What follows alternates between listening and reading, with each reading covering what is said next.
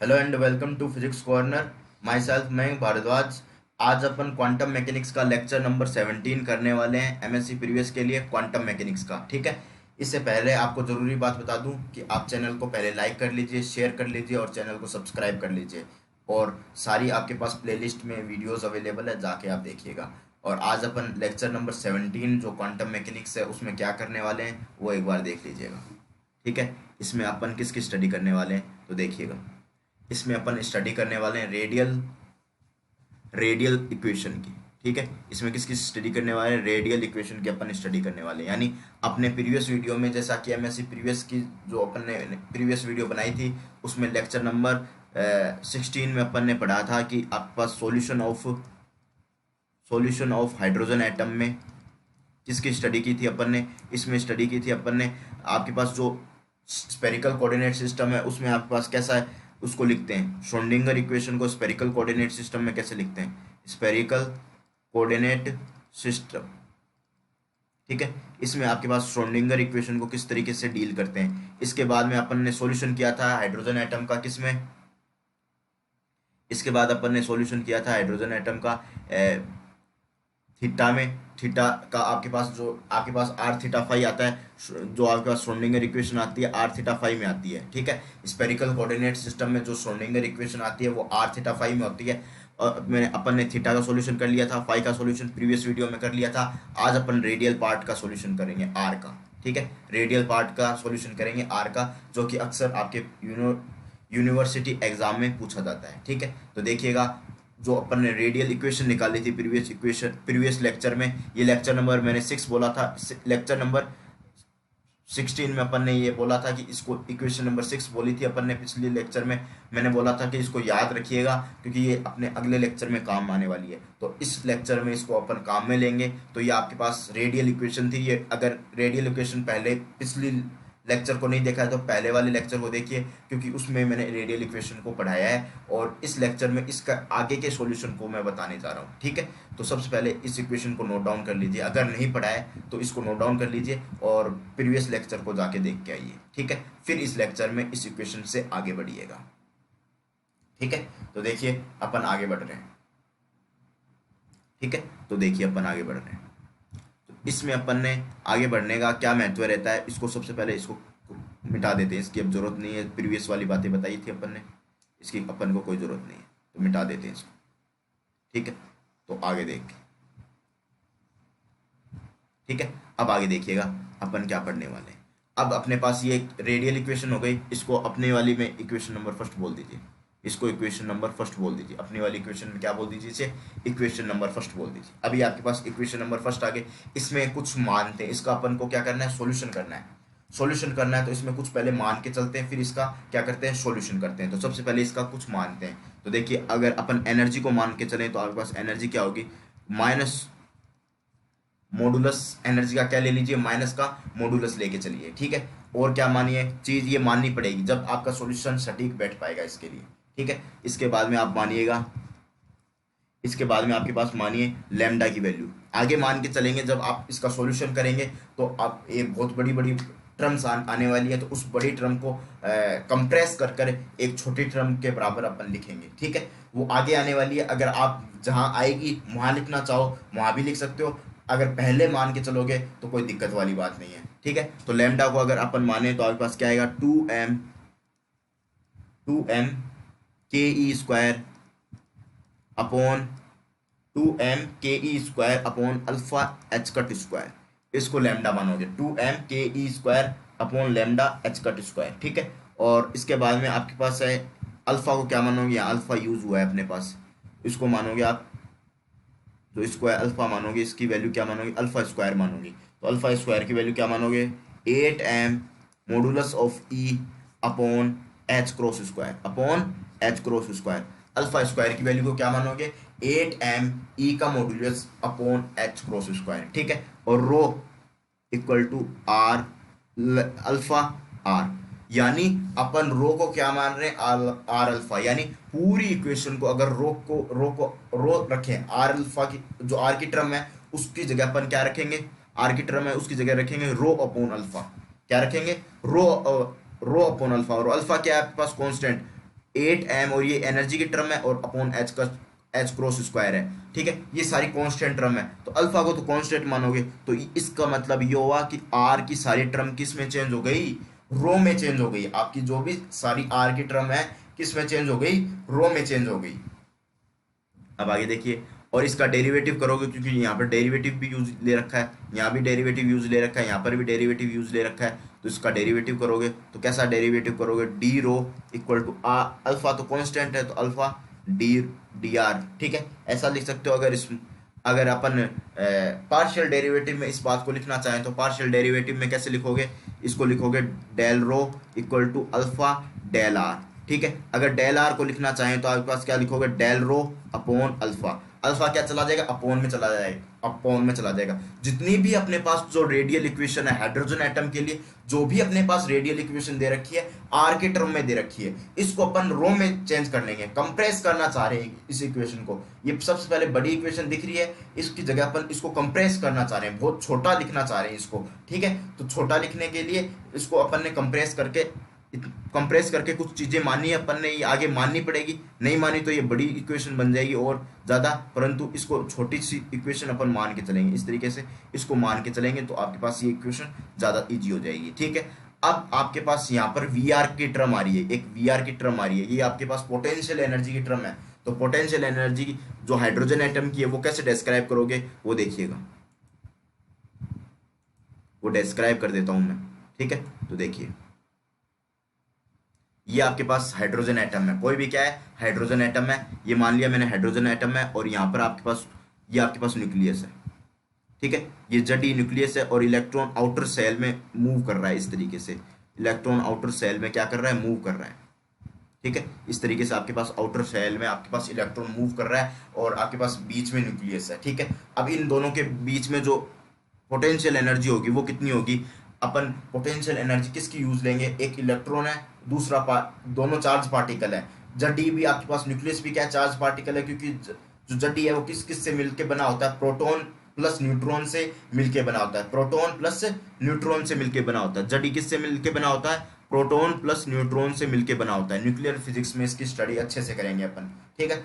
आपके पास nuclear physics next class में आएगी, MSc फाइनल में, तो इसकी अच्छे से स्टडी करेंगे, ठीक है। परंतु अपने को न्यूक्लियर फिजिक्स की स्टडी नहीं करनी, अपन को केवल हाइड्रोजन एटम की स्टडी करनी है, तो उस पर गौर फरमाइएगा, ठीक है। जैसा कि इलेक्ट्रॉन चारों तरफ अपने पास घूम रहा है, इलेक्ट्रॉन नाभिक के चारों तरफ एक चक्कर निकाल रहा है, कोई ना कोई वेलोसिटी होगी, चक्कर लगा रहा होगा, तो ठीक है। इसके लिए जो पोटेंशियल एनर्जी दी जाती है, कुलम पोटेंशियल एनर्जी दी जाती है, वो क्या होती है, -k Q1 Q2/R से दी जाती है, ठीक है। ये आप EMT में पढ़ते हो, -k Q1 और Q2/R से दी जाती है। और अपने पास Q1 कितना है, K, और ये जडी है, और दूसरा चार्ज क्या है, इलेक्ट्रॉन है, तो इसको इलेक्ट्रॉन लिख देंगे, /R लिख देंगे, ठीक है। जड की वैल्यू हाइड्रोजन एटम के लिए कितनी होती है, 1 होती है।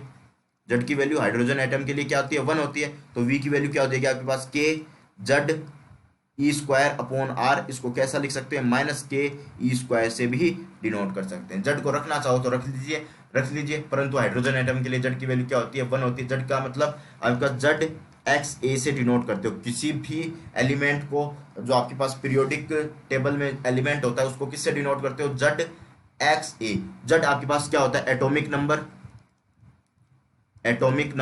और ये आपके पास क्या होता है, मास नंबर,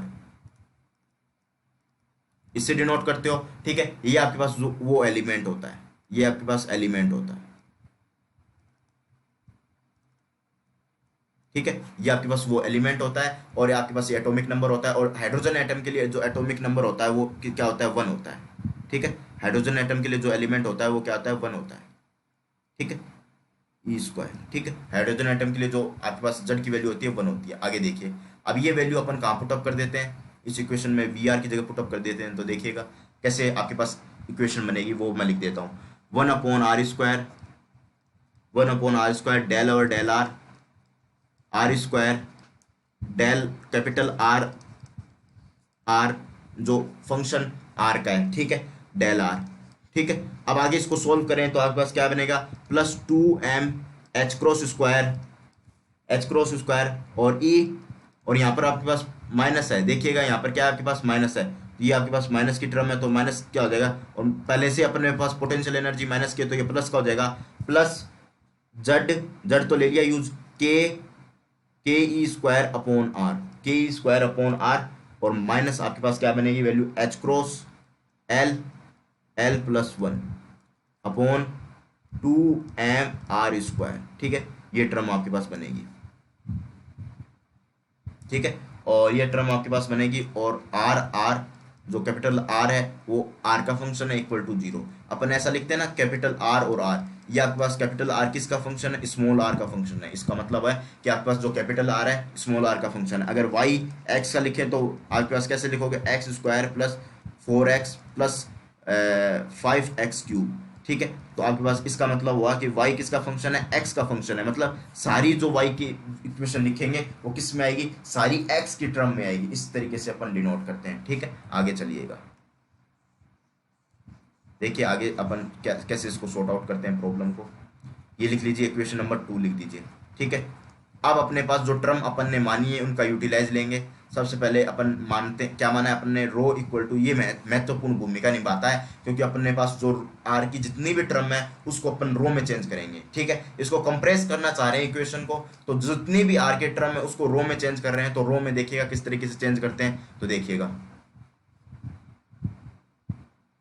अब आपके पास चेंज कर दीजिए। सबसे पहले 1/r² है, तो 1/r² की जगह क्या लिख सकते हो, आर की जगह क्या लिख सकते हो, यहाँ से आर इक्वल टू, इसको मैं आर इक्वल टू क्या लिख सकते हो अपन, आर इक्वल टू क्या लिख सकते हो, R equal to rho upon alpha, ये लिख सकते हो भाई, आर इक्वल टू क्या लिख सकते हो, रो अपॉन अल्फा, तो रो अपॉन अल्फा लिख दीजिए, रो अपॉन अल्फा लिख दीजिए, आर की जगह क्या लिख दोगे, रो अपॉन अल्फा, तो रो अपॉन अल्फा 1/रो स्क्वायर, और अल्फा का स्क्वायर ऊपर आ जाएगा, ठीक है। डेल और डेल आर की जगह क्या लिख सकते हो, आर की जगह, डेल आर की जगह क्या लिख सकते हो, del rho upon alpha,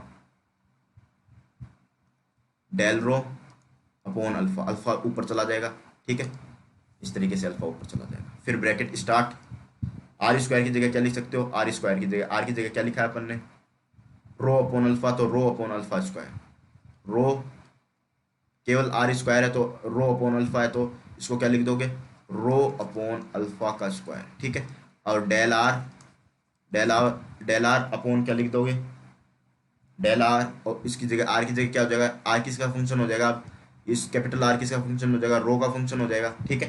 capital R किसका फंक्शन हो जाएगा आपके पास, रो का फंक्शन हो जाएगा, ठीक है, रो का फंक्शन हो जाएगा, ठीक है।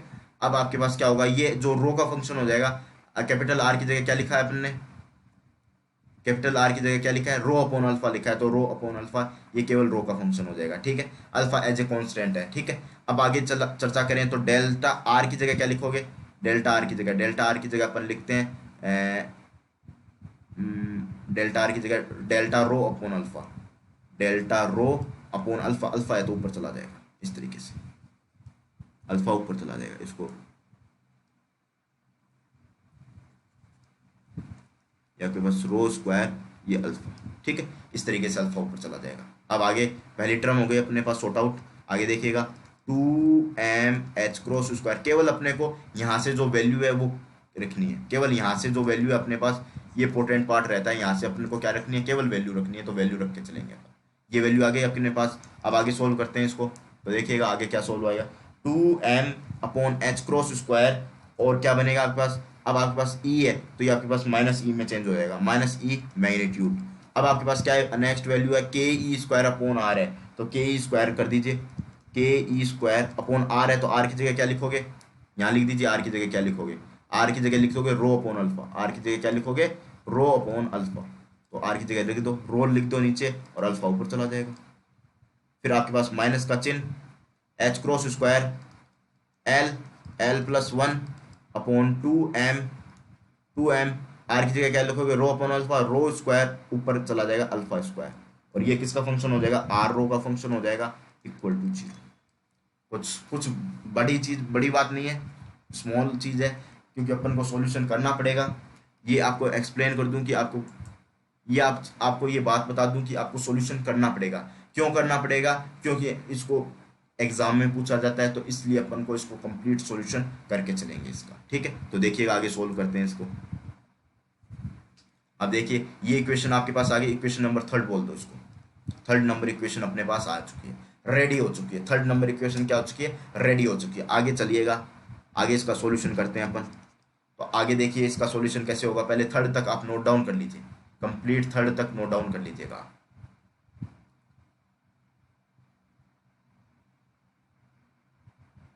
ठीक है, आगे देखिएगा, नोट डाउन कर लीजिए, कोई दिक्कत वाली बात नहीं है। थोड़ा बड़ा चलेगा अपने पास ये भी मेथड, परंतु करना तो है ही अपने को। तो देखिए आगे कैसे सॉल्व करते हैं इसको। अब आपके पास ये सारी इक्वेशन आ चुकी है। अब देखिए आगे कैसे सॉल्व करते हैं। जो भी कट रहा है वो काट दीजिए, यहाँ से आपके पास जो कट रहा है वो काट दीजिए। ये अल्फा क्यूब हो जाएगा, ऊपर ऊपर कितना हो जाएगा, थोड़ा सा इसको सॉर्ट आउट करके चलें तो एक इक्वेशन बढ़ेगी ज़्यादा तो कोई दिक्कत नहीं है। तो ये आपके पास क्या हो जाएगा, अल्फा क्यूब, और alpha cube upon rho square del और डेल्टा रो, और क्या बनेगा आपके पास, अल्फा से एक अल्फा कैंसिल हो जाएगा, rho square upon alpha del R, ये रो अपॉन डेल्टा रो। ठीक है, इसके बाद में आपके पास क्या आ जाएगा, 2m upon H cross square. ठीक है, ये आपके पास minus E plus K E square alpha upon rho, फिर आपके पास minus H cross square L L plus one और अल्फा स्क्वायर अपॉन में क्या आ जाएगा आपके पास 2m रो स्क्वायर। और कुछ कट रहा है या देख लीजिएगा, कोई बातें कट रही हैं तो आप काट के चलिएगा, अगर नहीं कट रही हैं तो कोई दिक्कत नहीं है, अपने पास सॉर्ट आउट कर देंगे सारी प्रॉब्लम को। ठीक है, ये फंक्शन किसका हो जाएगा, आर रो का, ये फंक्शन किसका हो जाएगा, आर किसका फंक्शन हो जाएगा, रो का, इक्वल टू जीरो। ठीक है, जो कट रहा है मैंने काट दिया, ये इक्वेशन नंबर 4 आ गई अपने पास। ठीक है, इस इक्वेशन को इक्वेशन नंबर 4 बोल दीजिएगा। ठीक है, ये आपके पास इक्वेशन नंबर 4 आ गई है। ठीक है, अब इस अल्फा को बाहर निकालोगे तो क्या बनेगा आपके पास, इस अल्फा को बाहर निकालोगे तो अल्फा स्क्वायर ऊपर आ जाएगा, अपॉन रो स्क्वायर बन जाएगा, alpha square upon rho square del over delta rho, और क्या बनेगा, रो स्क्वायर। इसको बाहर निकाल नहीं सकते क्योंकि आपके पास इसका डेरिवेटिव करके चलेंगे अपन, क्योंकि रो इसके बाद में अपन डेरिवेटिव कर रहे हैं विथ रिस्पेक्ट टू रो के रिस्पेक्ट में क्या कर रहे हैं, डेरिवेटिव कर रहे हैं, तो इस रो को बाहर मत निकाल देना, ये इंपॉर्टेंट याद रखना।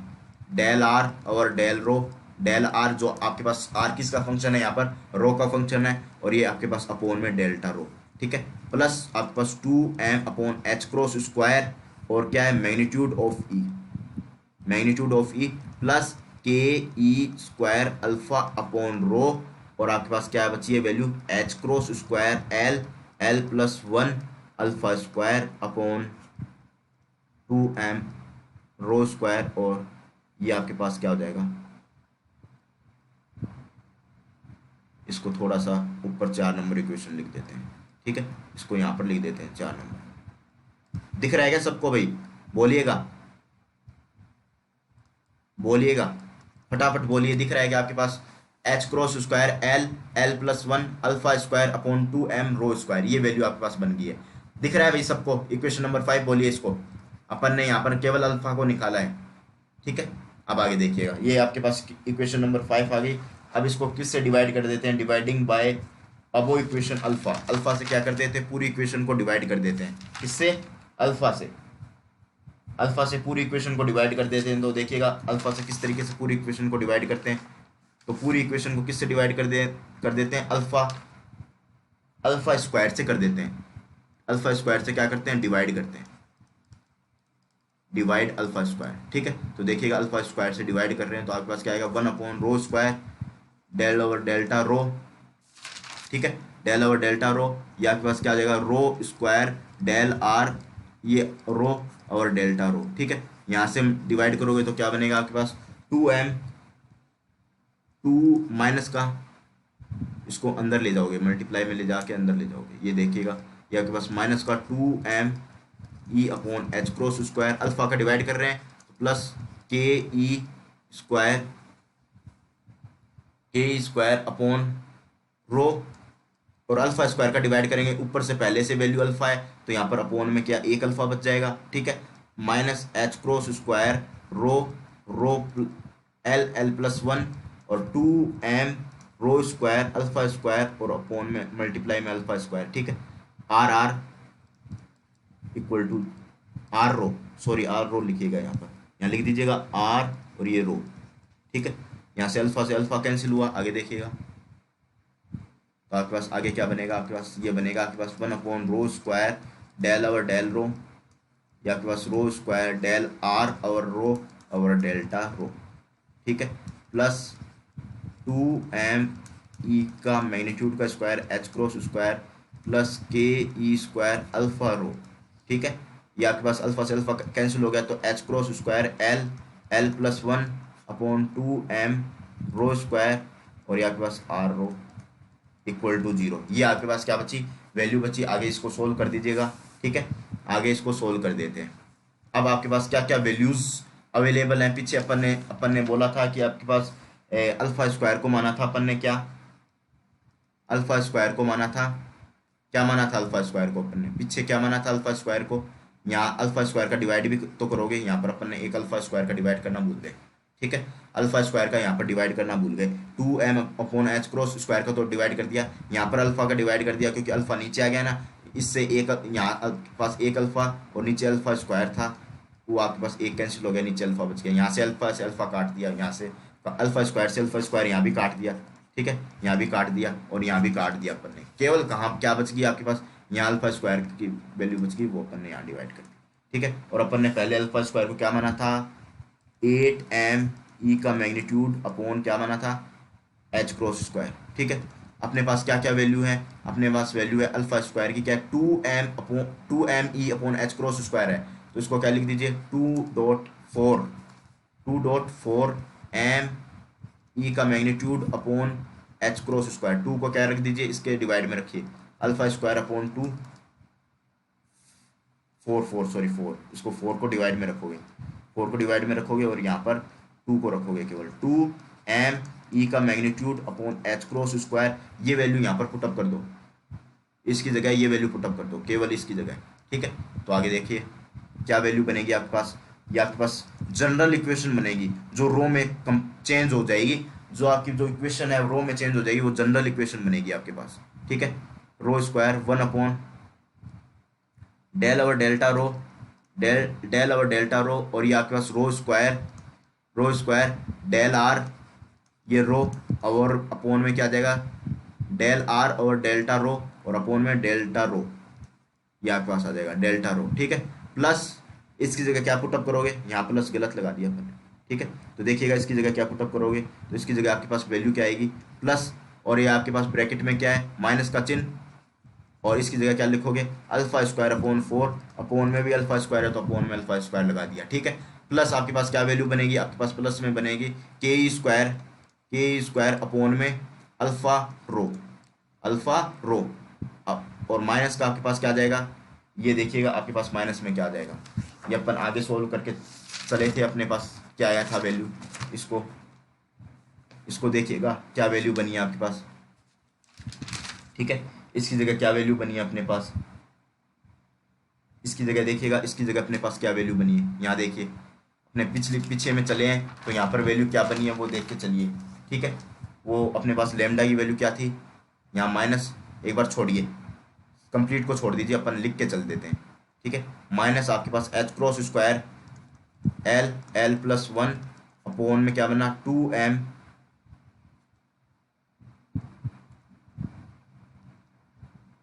Plus 1 upon 2m rho square, ये किसका फंक्शन है, आर रो का फंक्शन है, इक्वल टू 0, ठीक है। अब आपके पास ये अल्फा स्क्वायर से अल्फा स्क्वायर कैंसिल हुआ, और अपन क्या मान के चले वो देख लीजिए, क्या मान के चले वो देख लीजिए एक बार, ये आपके पास इक्वेशन बन गई है, जनरल इक्वेशन आपके पास बन चुकी है, ये आपके पास क्या बन चुकी है, जनरल इक्वेशन बन चुकी है, ठीक है। ये आपके पास किसकी इक्वेशन बन चुकी है, जनरल इक्वेशन अपने पास रेडी हो चुकी है, ठीक है। और कुछ काटना है कटना है वो काट दीजिएगा, ठीक है। देखिएगा और क्या कट रहा है आपके पास,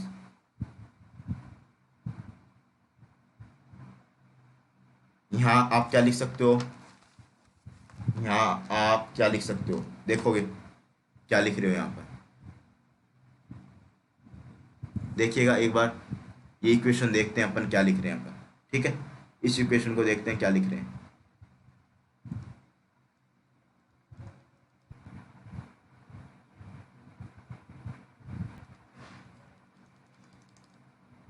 देखिए इस इक्वेशन को, देखिएगा अपन इस इक्वेशन को क्या लिखते हैं। ठीक है, अपन ने कंप्लीट मल्टीप्लाई कर दी ना। अब देखिए आगे इसको सोल्व करते हैं।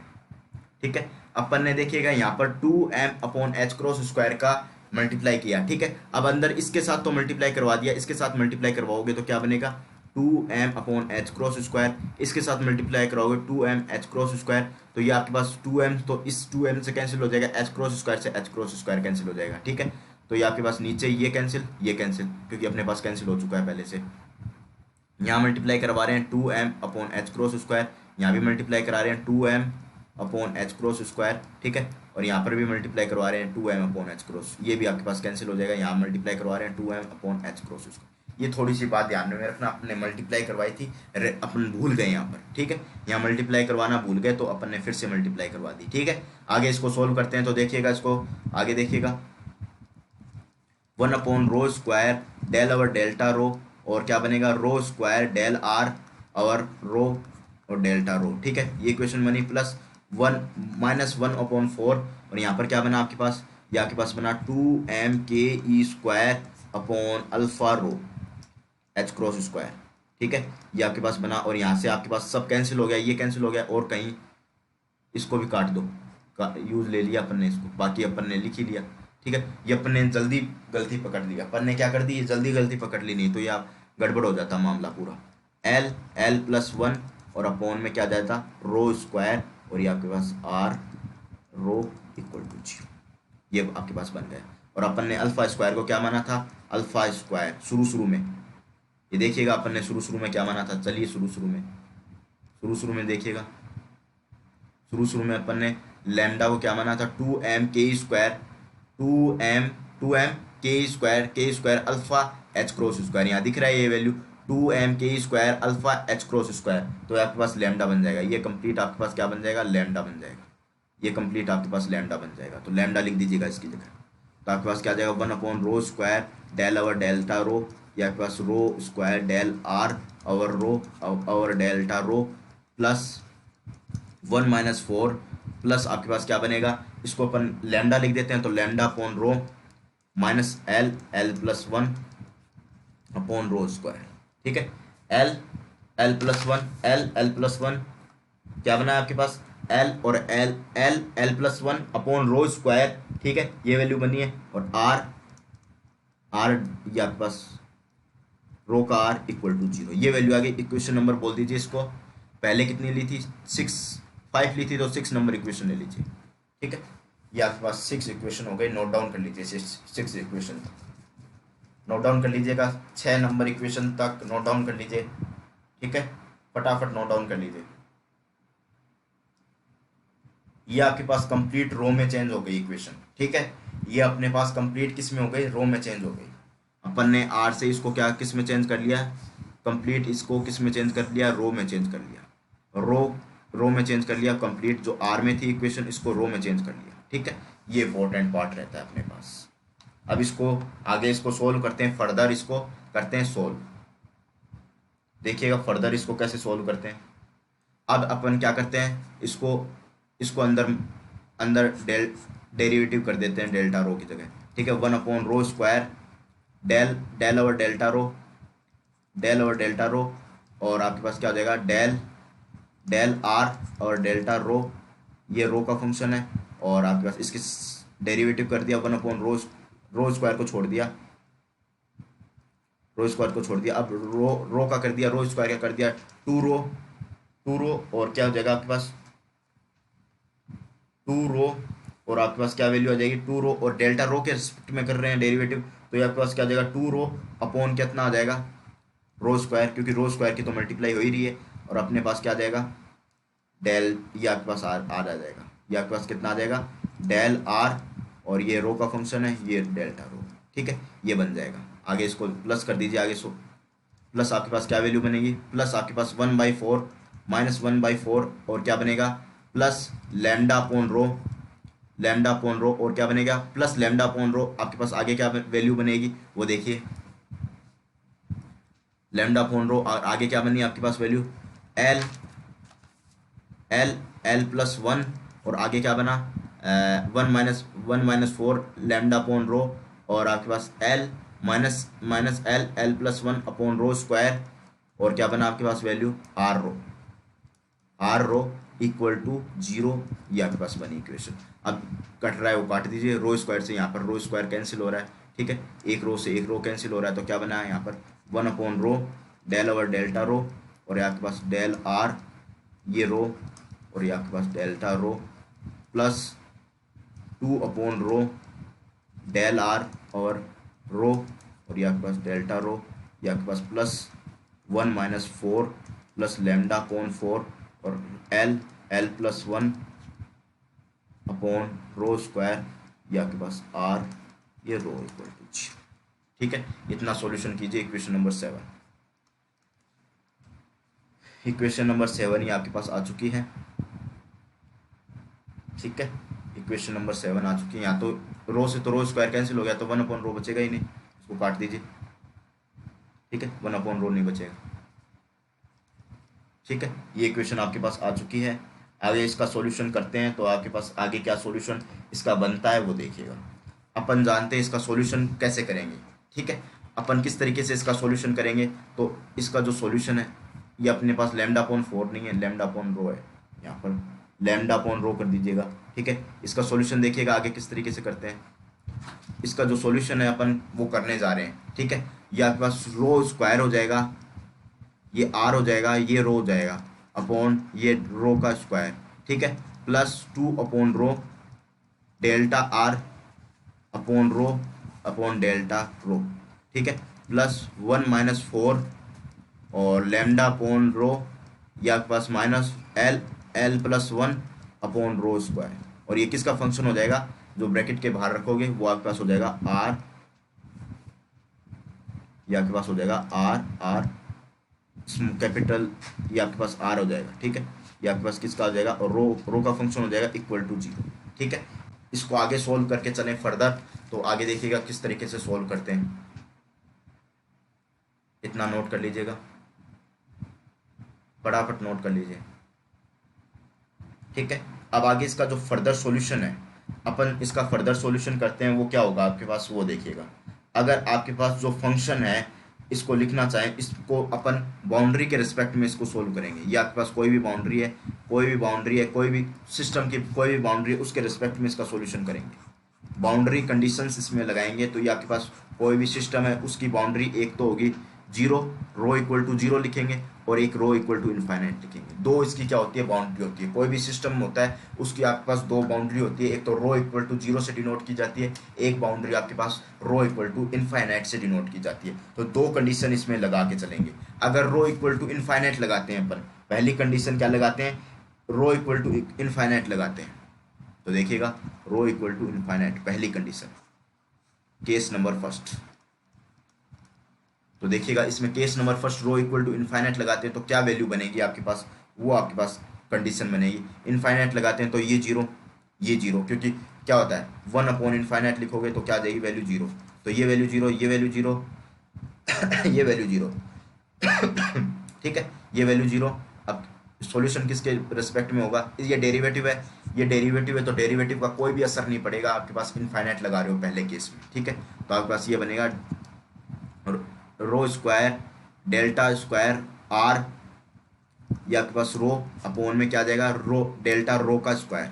ठीक है, और क्या बनेगा, एक ये वैल्यू बच जाएगी minus one upon four R R rho equal to zero. Equation number 9 समझ गए भाई। पहला केस लगाया क्योंकि यहाँ पर बाउंड्री कंडीशन लगानी पड़ेगी, क्योंकि अब मुझे कुछ भी नहीं पता, रो में कन्वर्ट कर लिया, एक स्मॉलेस्ट जो टर्म है उसमें कंप्रेस कर लिया, इस इक्वेशन को क्या कंप्रेस कर लिया, स्मॉलेस्ट टर्म में इस इक्वेशन को क्या कर लिया, कंप्रेस कर लिया। बहुत ही स्मॉलेस्ट टर्मों में इस इक्वेशन को क्या कर लिया, कंप्रेस कर लिया। अब मैं क्या करना चाह रहा हूँ, अब मैं इस पे केवल और केवल एक कंडीशन मुझे पता है, मैं बाउंड्री कंडीशन इस पे अप्लाई कर सकता हूँ। तो पहली कंडीशन बाउंड्री है, तो बाउंड्री तो आपके पास रो की बाउंड्री होगी, इसको अपन ने रो को क्या माना है समझने का प्रयास कीजिएगा। यहाँ देखिए, इसको मैं वापस उसी कंडीशन में ले आऊंगा। अपन ने रो को क्या माना है, अल्फा आर से डिनोट किया है। रो को किससे डिनोट किया है मैंने, अल्फा आर से डिनोट किया है। रो को किससे डिनोट किया, अल्फा आर। आर क्या है आपके पास, रेडियस, किसी तरीके से रेडियस से रिप्रेजेंट की जाती है। ठीक है। एज ए कांस्टेंट, अल्फा क्या एज ए कांस्टेंट, ये आपके पास रेडियस है, और एज ए कांस्टेंट की तरह कौन बिहेव करता है, अल्फा बिहेव करता है। तो रेडियस का फॉर्म क्या होगा, रो रेडियस का फॉर्म होगा। एज ए कंप्रेस कर रहा है इक्वेशन को, किस में क्या है, छोटे पदों में कंप्रेस करने का मैंने क्या किया है यहाँ पर प्रयास किया है। तो छोटे पदों में कंप्रेस किया है, तो रो भी आपके पास क्या होगी, रेडियस होगी। तो रेडियस होगी तो रेडियस की दो कंडीशन तो होगी, जीरो से इनफाइनाइट होगी रेडियस आपके पास। कोई भी कंडीशन अप्लाई करना चाहें अपन, तो रेडियस की क्या कंडीशन होगी, एक तो जीरो होगी, जीरो से इनफाइनाइट आपके पास रेडियस प्रेजेंट होगी। तो रेडियस आपके पास जीरो से इनफाइनाइट प्रेजेंट होगी, तो पहला केस मैंने इनफाइनाइट लगा दिया, बाउंड्री कंडीशन का पहला केस मैंने इनफाइनाइट लगा दिया। जैसे ही मैंने यहाँ पर इनफाइनाइट यूज लिया, जैसे ही मैंने यहाँ पर इनफाइनाइट यूज लिया एज ए ये तो डेरिवेटिव हुआ है आर के रिस्पेक्ट में, रो स्क्वायर का डेरिवेटिव हुआ है, डबल ऑर्डर डेरिवेटिव हुआ है, इसको मत छेड़िए। यहाँ पर इनफाइनाइट रखोगे तो जीरो हो जाएगी वैल्यू, आगे देखिए। और जैसे यहाँ पर आप रखोगे रो को, यहाँ पर जीरो हो जाएगी, यहाँ रखोगे रो की इनफाइनाइट वैल्यू तो ये जीरो हो जाएगी। वन अपॉन रो, वन अपॉन इनफाइनाइट क्या लिखते हो, जीरो लिखते हो ना, वो वैल्यू हो जाएगी। ठीक है, केवल आपके पास ये कंप्रेस होकर ये इक्वेशन बन जाएगी। आगे इसका सॉल्यूशन देखिएगा, आगे इसका क्या करते हैं, सॉल्यूशन करते हैं। तो देखिए, तो अब इसका जो सॉल्यूशन करेंगे अपन, ये डबल ऑर्डर डेरिवेटिव बन गई, तो इसका equation C F plus P I से होगा, C F plus P I. ठीक है, तो सी एफ पी आई तो आपका चूंकि जीरो हो जाएगा, कोई भी, क्योंकि आर एच एस साइड में कोई भी पद नहीं है, तो सी पी आई तो आपके पास क्या हो जाएगा, जीरो। तो जो वाई की जो कंडीशंस होंगी सारी सी एफ में ही चेंज होगी, इसमें कंडीशन जितनी भी वाई की आएगी वो सी एफ सी के थ्रू आएगी। ठीक है, अब जैसे देखिएगा इसको सी एफ के थ्रू आएगी, तो इसमें सी एफ क्या आएगा आपके पास, दो अगर अपन करते हैं C F plus P I, तो सी वन ई की power minus M one X plus C two ई की power plus M two X. M one और एम टू इसका क्या है, इसके एम वन और एम टू क्या है, इसके रूट्स हैं। तो इस तरीके से अपन इक्वेशन को डिनोट करेंगे। ठीक है, परंतु इसमें बाउंड्री कंडीशन लगाइए इनफाइनाइट, तो आपके पास एक रूट तो क्या हो जाएगा, जीरो हो जाएगा, और एक रूट तो आपके पास जीरो हो जाएगा, क्योंकि बाउंड्री कंडीशन यहाँ पर अप्लाई की है। तो आपके पास एक जो इक्वेशन आएगी इसकी, वो मैं लिख देता हूँ। जो आपके पास आर और रो की इक्वेशन आएगी, वो किस में आएगी, वो आपके पास आएगी ई की पावर, इसकी दो इक्वेशन आएगी ना, ई की पावर क्या आ जाएगा, ई की पावर रो बाई टू, और दूसरी जो इसका सॉल्यूशन आएगा वो आपके पास आएगा आर रो इक्वल टू ई की power minus rho by to. ठीक है, क्या कैसे आया, वन बाई फोर है, तो वन बाई फोर को अपन जैसे इसका रूट करेंगे तो वन बाई टू हो जाएगा। इसका डबल ऑर्डर डेरिवेटिव कैसे लिखते हैं अपन इसको, D square minus one by four और equal R rho equal to zero लिखते हैं। अब इसको सॉल्यूशन करेंगे तो आपके पास इसकी जगह एक्सिलरी इक्वेशन बनाएंगे, तो M square minus one by four equal to zero, तो M square equal to one by four, तो एम की वैल्यू कितनी हो जाएगी, one by two, plus minus one by two, plus minus one by two. तो एक तो plus minus, एक तो इसमें रो बाई टू आ जाएगा, एक तो एक आपके पास rho minus rho upon two आ जाएगा। रो आर तो आपके पास वाई हो जाएगा, वाई के बराबर हो जाएगा, जैसा कि मैंने वाई यहाँ पर लिखा है। और रो इसका क्या हो जाएगा, जैसा कि मैंने यहाँ पर एक्स लिखा है, वो एक्स की तरह बिहेव करेगा रो। ठीक है, और दो इक्वेशन हो जाएगी, और इसमें अपन ने एक बाउंड्री कंडीशन लगाई है इनफाइनाइट की, तो आपके पास इसका जो कोफिशिएंट हो जाएंगे, इसको एक मान के चलोगे तो इसके दो रूट्स आ जाएंगे, इस तरीके से दो रूट्स इस तरीके से आपके पास आ जाएंगे। ठीक है, जैसा कि मैंने यहाँ पर बना के चलाऊँ वैसे आपके पास दो रूट आ जाएंगे। आगे देखिएगा इसका सॉल्यूशन, ये आपके पास आर के दो पद आ गए। अब अपने पास कंडीशन क्या लगा ली अपन ने, अब अपन ने कंडीशन इनफाइनाइट लगा ली, तो इसको आपके पास जो आर के दो पद आए हैं इसको मैं डिटेल में लिख देता हूँ। तो देखिएगा डिटेल में लिख देता हूँ उसको मैं, तो आपके पास डिटेल में देखिए इसको कैसे लिख रहा हूँ, इसको लिखिएगा डिटेल में। जो आर का पहला पद आया है वो आर रो इक्वल टू ई की power, r rho equal to ई की पावर रो बाई टू, और दूसरा इक्वेशन आए आर रो इक्वल टू ई की power minus rho by two. ये आपके पास दो इक्वेशन आई, इक्वेशन नंबर 10।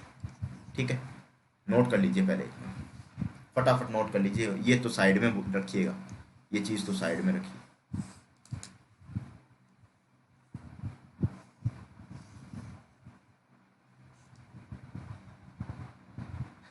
आगे बाकी नोट कर लीजिए, जो नोट नहीं कर पाए वो फटाफट नोट कर लीजिएगा।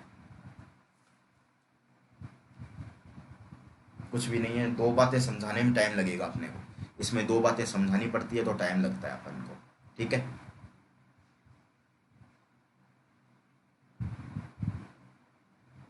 7 के बाद में 8 इक्वेशन नहीं है ना, इसको 8 बोल दीजिएगा। ठीक है, आगे देखिए, ये आपके पास 10 नंबर इक्वेशन आ गई। अब इसको आगे अगर सोल्व करें अपन, आगे अपने इसको क्या करें, सोल्व करना चाहें तो आगे आपके पास क्या बनेगा वो अपन चेकआउट करते हैं।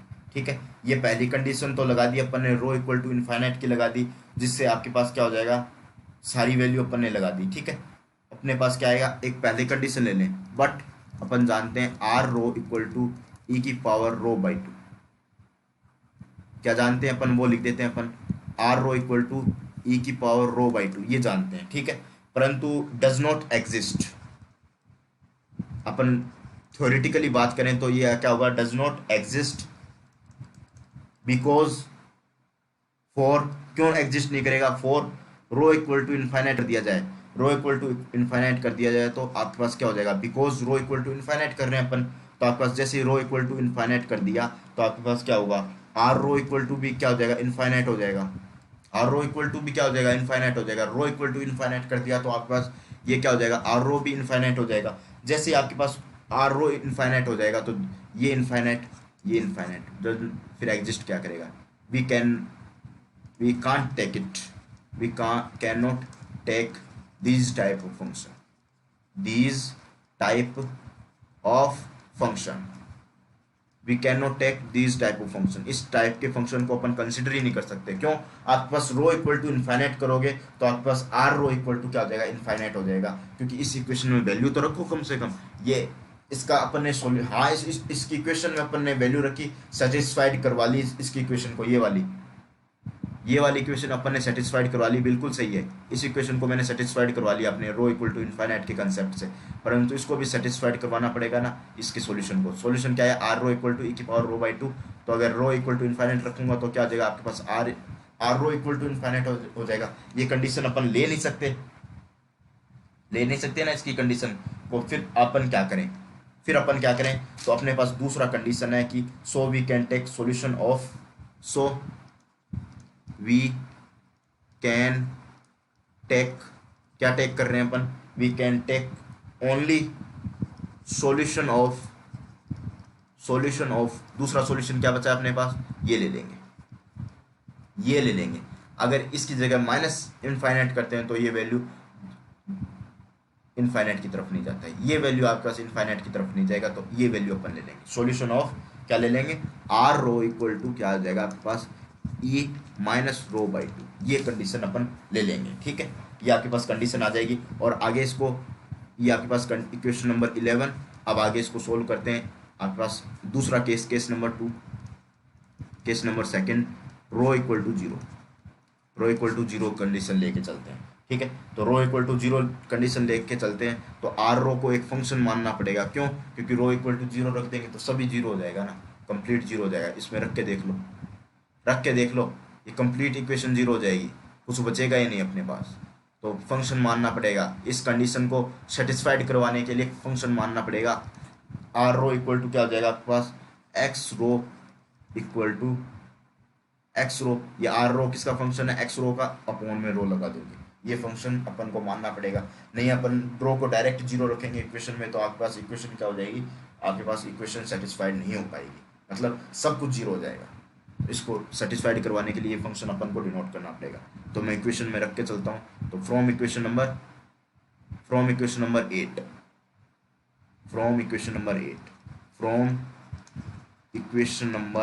8 नंबर इक्वेशन से देखिएगा कैसे इसको सोल्व करेंगे।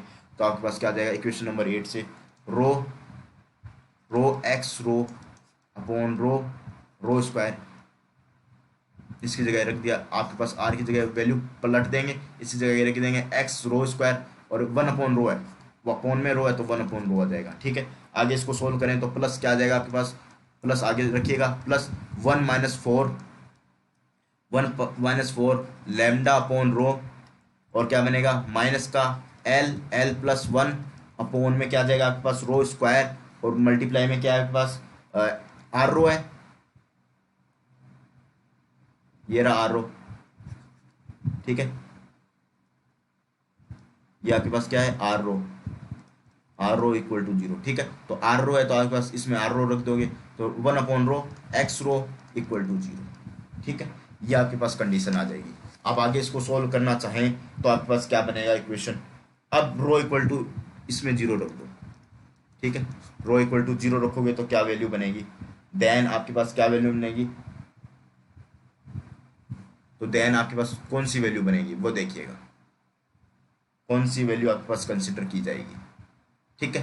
तो इसमें जो भी आप जीरो रखोगे, जीरो रखोगे तो मैं इसका स्टेटमेंट लिख के चलता हूं, but rho equal to zero, then the third bracket, then the third bracket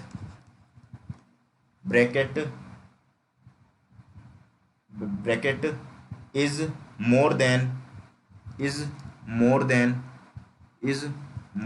ये स्टेटमेंट लिख लीजिएगा, ये अप्लाई कर रहे हैं अपन, ठीक है। More than effective as compare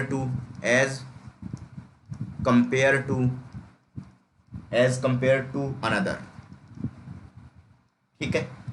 to terms we can say written as, and we can say written as,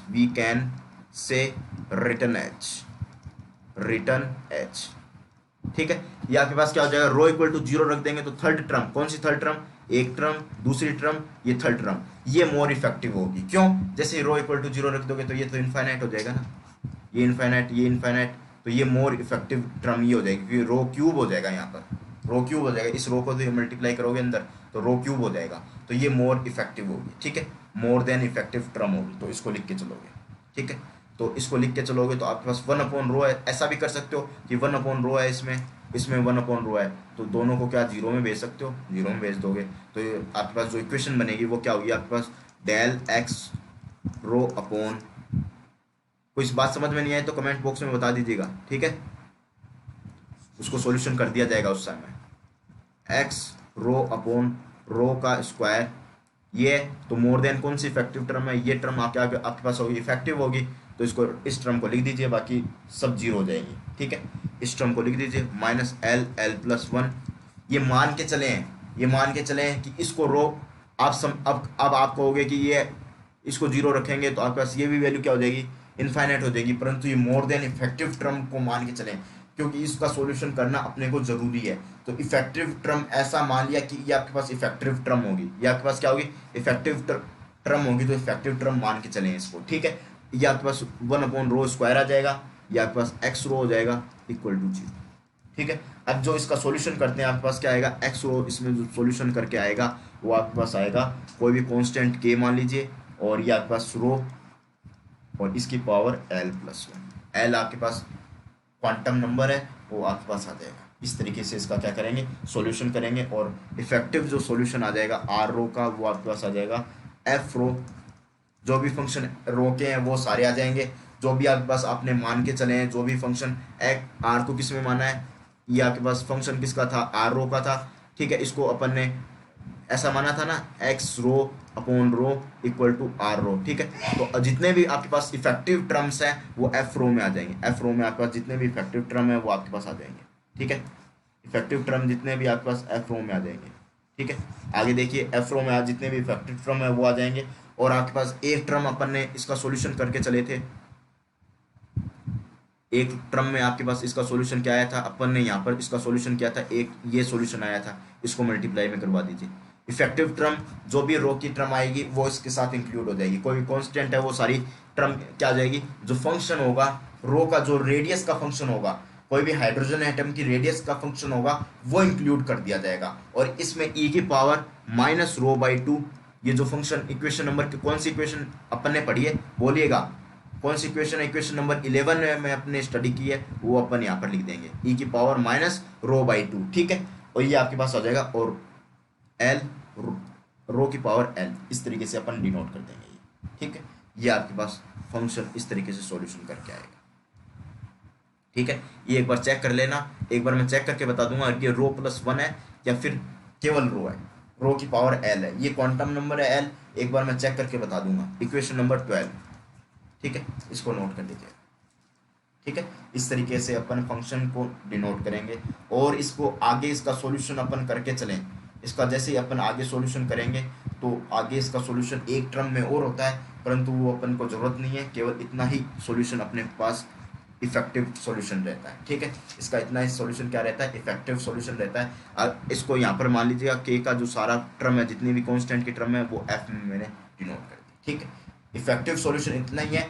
next class में इसका नेक्स्ट क्लास में इसका एक अदर इफेक्टिव सॉल्यूशन करके बताऊंगा। 2 लाइनों का 3 लाइनों का है, परंतु उसमें समझाने में टाइम लगेगा, तो उसको नेक्स्ट क्लास में करते हैं। ठीक है, तो इतना आपके पास सॉल्यूशन है, तो नोट कर लीजिएगा सारा सॉल्यूशन।